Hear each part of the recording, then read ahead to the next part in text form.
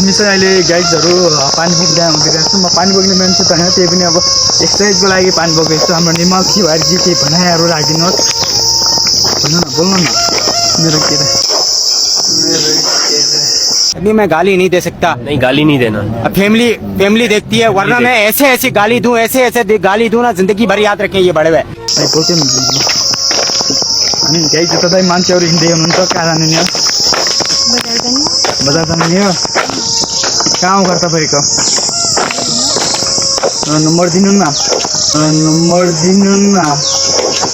बोकाहरू number दिनु न, number. Guys त्यही हो, केटीलाई पनि हाल्नुपर्छ केटीले। अलि केटीलाई नगराएपछि फेरि गाह्रो हुन्छ होइन। अनि गाइज त्यही हो, कस्तो माखेमा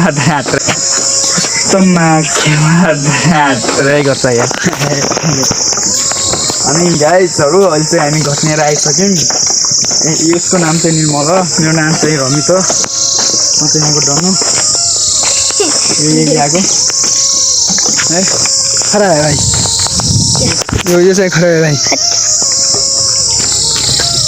यो चाहिँ उसको खरायो भाइ हो। यसको मेरो खायो यो।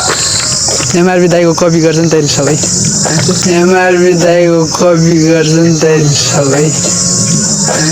छैन, म एमआरपीको खानु अटो आइरहेको छु गाइस। अटो पनि बाँधिरहेको छु। के हो अटो आइरहेको छ? यो अटो हो, यो अटो हो। This is auto. हाम्रो चाहिँ मिसन 84 को बाइक हो। त्यही हो, हेर्नुहोस् गाइस, मिसन 84 को बाइक हो।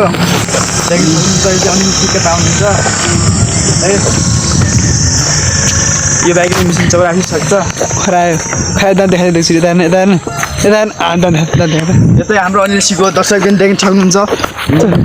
84 को बाइक हो यो। 84 को बाइक चाहिँ हाम्रो अनिल सीको हो। यो त टायर लाइट पनि फुटेको छ। यसको नम्बर प्लेट पनि देख्न आउनु तपाईँ। आउनु न, यसको नम्बर प्लेट पनि देख्न सक्नुहुन्छ।